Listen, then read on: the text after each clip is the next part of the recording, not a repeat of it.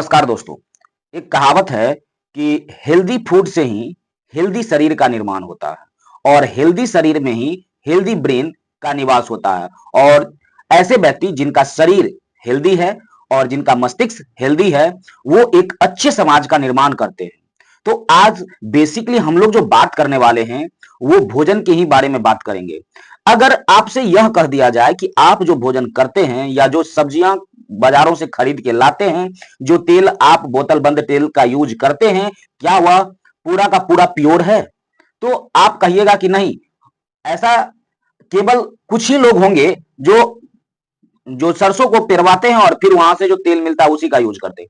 लेकिन भारत की जनसंख्या 150 करोड़ है, क्या सभी लोग ऐसा करते होंगे? नहीं, कहीं ना कहीं मिलावट वाली तेल को ही खाते होंगे, कहीं ना कहीं पेस्टिसाइड यूज किया हुआ जो वेजिटेबल्स हैं उसी को यूज करते होंगे, तो बीमार पड़ेंगे ही ना।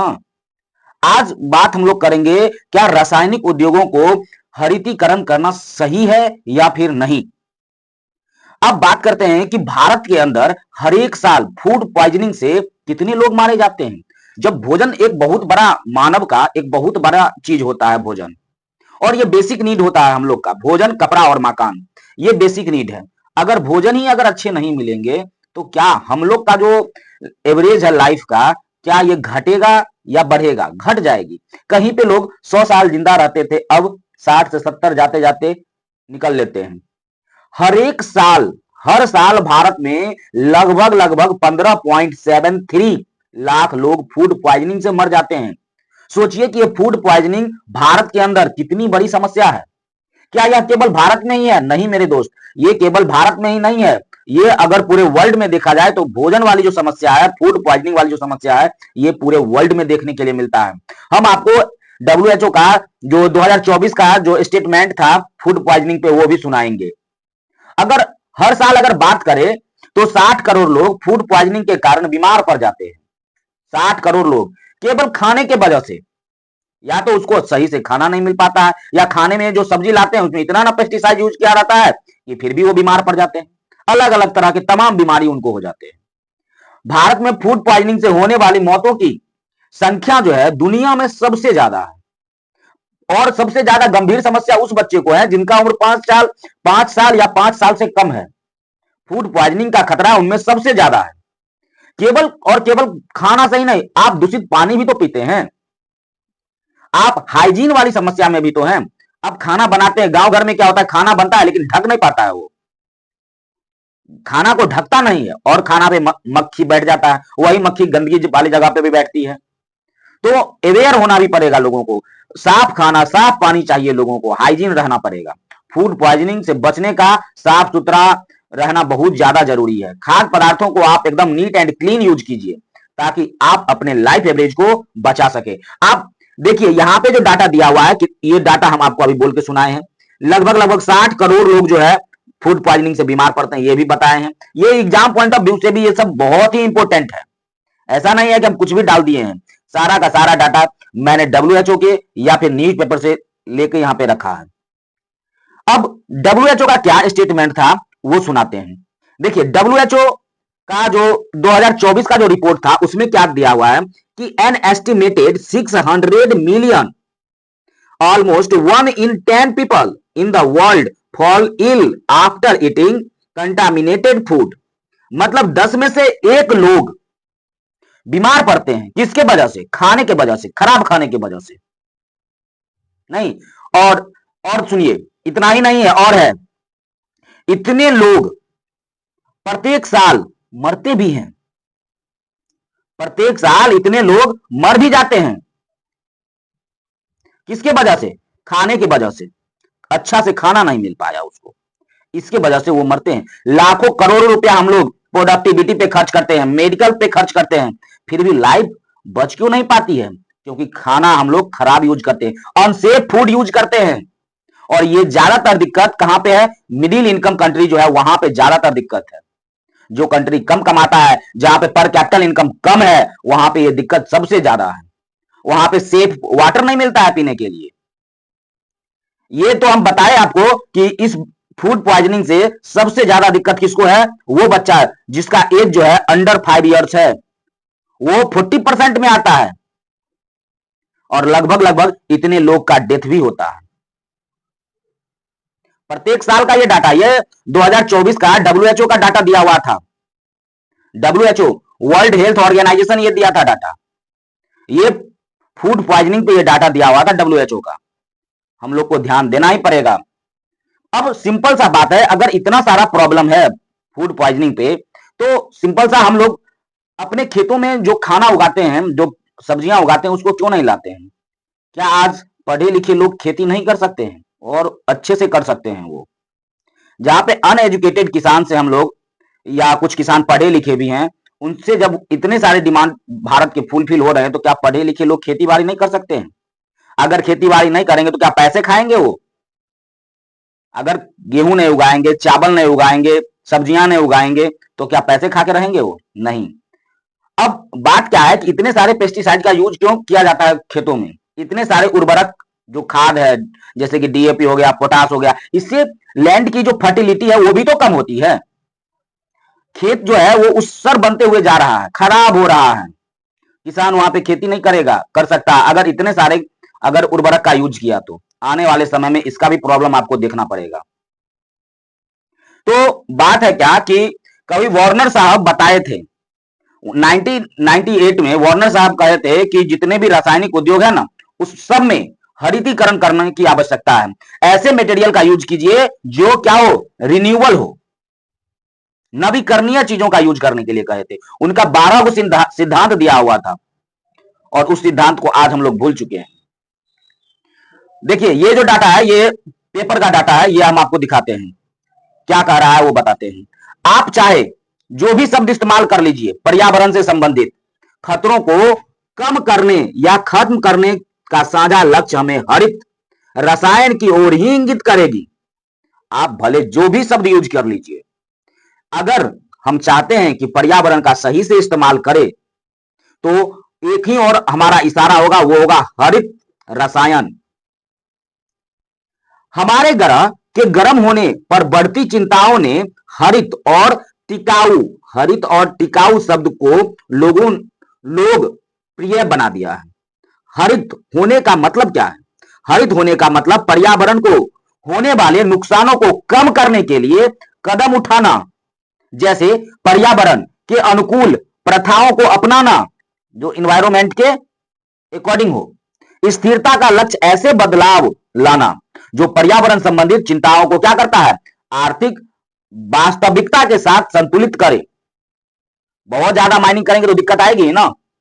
हम खेतों में बहुत सारे उर्वरक का यूज करेंगे तो दिक्कत आएगी ना। सॉइल की फर्टिलिटी घट जाएगी। अब सॉइल की फर्टिलिटी बढ़ाने के लिए हम लोग क्या करेंगे, और उर्वरक डालेंगे उसमें? नहीं। आज देख रहे हैं जितने भी खाने वाली चीजें हैं, सब में केमिकल्स का यूज होता है।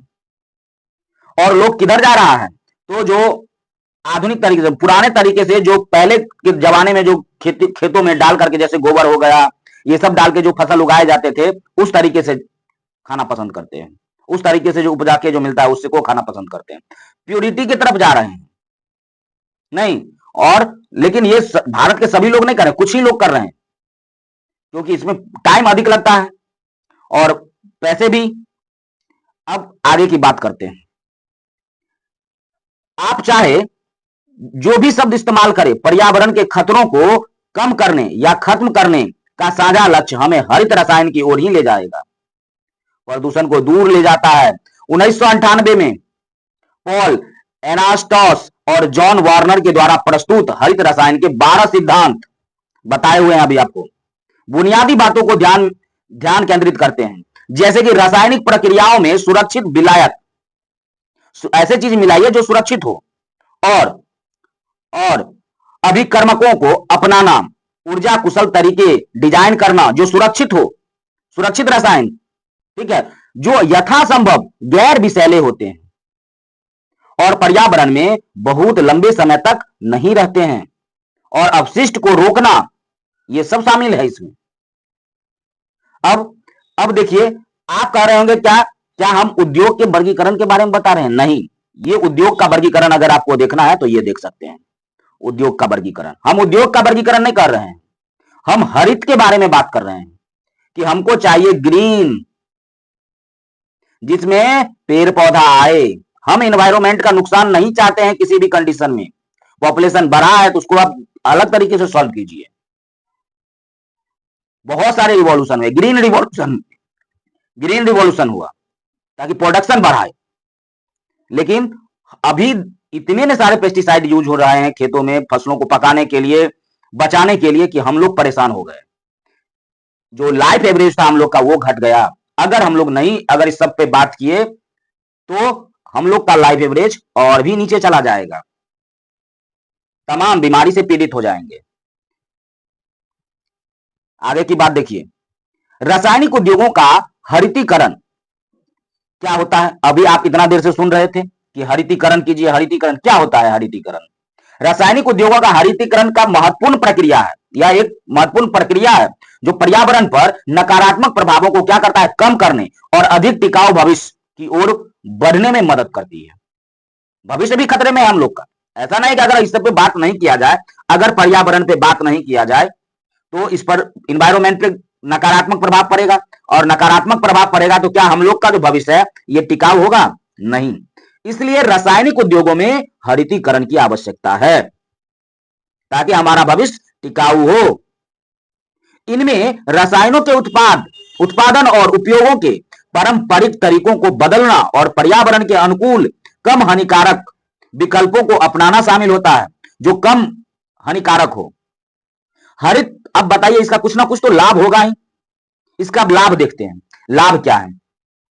अगर हरितीकरण के अगर लाभ को अगर देखा जाए तो सबसे पहला लाभ है क्या? कि पर्यावरण संरक्षण। हरित रसायनों और प्रक्रियाओं का उपयोग करके हम वायु, मिट्टी, पानी को प्रदूषित होने से कम कर सकते हैं। अगर हम पर्यावरण संरक्षण चाहते हैं तो हमको हरितीकरण करना होगा ही, जिससे क्या होगा? पानी, वायु, मिट्टी, इस सब को प्रदूषित होने से हम बचा लेंगे। हम अकेले नहीं कर सकते हैं, आप लोग को भी साथ देना पड़ेगा इसमें। दूसरा क्या है? मानव के स्वास्थ्य में सुधार आएगा। इतने जो लोग बीमार पड़ते हैं इसमें भी कमी आएगी। हानिकारक रसायनों के संपर्क में आने से लोग बीमार पड़ जाते हैं। संपर्क को कम करके हम मानव स्वास्थ्य पर सकारात्मक प्रभाव डाल सकते हैं। नहीं, अब आगे की बात, संसाधनों का संरक्षण भी होगा। इसमें क्या होगा? जो हमारा रिसोर्स है ये भी कंजर्व होगा। हम रिसोर्स को कंजर्व कर सकते हैं। हरित रसायनों और प्रक्रियाओं का उपयोग करके हम ऊर्जा और कच्चे माल जैसे संसाधनों का उपयोग को कम कर सकते हैं। दूसरा, आर्थिक विकास भी तो होगा। हरित रसायन और प्रक्रियाएं नए उद्योगों और व्यवसायों के विकास को भी तो बढ़ावा मिल सकता है। नहीं, आर्थिक विकास भी हम लोग का होगा। हरितीकरण को प्राप्त करने के लिए कई दृष्टिकोण हैं। अब इसको कैसे प्रभावित करेंगे हम लोग, कैसे आगे बढ़ाएंगे? दृष्टिकोण देखिए, इनमें शामिल क्या क्या है? हरित रसायनों का विकास। हमको हरित रसायन का विकास करना पड़ेगा। हम बात किए थे आपको नवीकरणीय का। हरित रसायनों को गैर विषैले, नवीकरणीय और बायोडिग्रेडेबल सामग्री से बनाया जाता है। आप नाम सुने होंगे जेट्रोफा का, जिससे डीजल बनाई जाती है। उसका उपयोग करेंगे, उसके लिए हम प्लांट लगाएंगे। नहीं, अब नेक्स्ट, हरित प्रक्रियाओं में कम ऊर्जा और पानी की आवश्यकता होती है, इसलिए हम इसको अपनाएंगे। कम अपशिष्ट उत्पन्न होते हैं। दूसरा क्या है? चक्रीय अर्थव्यवस्था। चक्रीय अर्थव्यवस्था को अपनाएंगे। चक्रीय अर्थव्यवस्था में कचरे को संसाधनों के रूप में फिर से उपयोग किया जाता है। चक्रीय अर्थव्यवस्था मतलब हम जो अगर चाहते हैं कि रासायनिक उद्योगों में हरितीकरण लाए तो हमको चक्रीय अर्थव्यवस्था को अपनाना पड़ेगा। इसमें क्या होता है कि संसाधन को हम दोबारा से यूज करते हैं। ऊर्जा दक्षता में सुधार आएगी। ऊर्जा दक्षता में सुधार करके हम ऊर्जा की खपत को और ग्रीन हाउस गैस उत्सर्जन को कम कर सकते हैं। भारत में रासायनिक उद्योग एक महत्वपूर्ण उद्योग है और हरितीकरण एक महत्वपूर्ण चुनौती है। अवसर दोनों हैं। सरकार और उद्योग दोनों को हरित रसायनों और प्रक्रियाओं को बढ़ावा देने और अधिक टिकाऊ भविष्य की ओर ध्यान देना चाहिए। मिलकर काम करना चाहिए उनको, ताकि हम लोग का भविष्य अच्छा हो सके। भारत सरकार कुछ चीज चलाई भी है, जैसे मेक इन इंडिया। भारत में क्या चल रहा है? मेक इन इंडिया चल रहा है, ये अच्छी बात है। आत्मनिर्भर भारत भी चल रहा है। नहीं, बहुत सारे कार्यक्रम चल रहे हैं। माध्यम से हरित रसायनों और प्रक्रियाओं को बढ़ावा देने के लिए कई पहल की गई है। इसके अतिरिक्त उद्योग हरित रसायनों और प्रक्रियाओं में निवेश कर रहा है और अधिक टिकाऊ उत्पादन प्रथाओं को अपना रहा है। हरित हरितीकरण एक सतत प्रक्रिया है, कंटिन्यूअस प्रोसेस है, और इनमें समय और प्रयास लगेगा, समय भी अधिक लगता है। इतना जल्दी तो नहीं होने वाला है, लेकिन अगर हम लोग कोशिश करेंगे तो एक टाइम ऐसा आएगा कि ये कंप्लीट हो जाएगा। हालांकि हरित रसायनों और प्रक्रियाओं को अपनाकर क्या कर सकते हैं, हम स्वस्थ और अधिक टिकाऊ भविष्य की ओर देख सकते हैं। हम लोग का भविष्य सिक्योर रहेगा। नहीं तो ऐसे पेस्टिसाइड वाले चीज खाते खाते एक दिन पता चलेगा कि हम लोग का लाइफ एवरेज 50 से भी नीचे आ गया। 30 साल पढ़ते पढ़ते खत्म, 20 साल जिंदा रहेंगे। और इसलिए हम लोग को एकदम सिक्योर लाइफ अगर चाहते हैं तो हरितीकरण की आवश्यकता है ही। तो चलिए, आज के लिए इतना ही था एक इन्वायरमेंट से। और आप लोग अच्छे से रहिए, मस्ती में रहिए और पढ़ते रहिए। चलिए, तो धन्यवाद आप लोग को।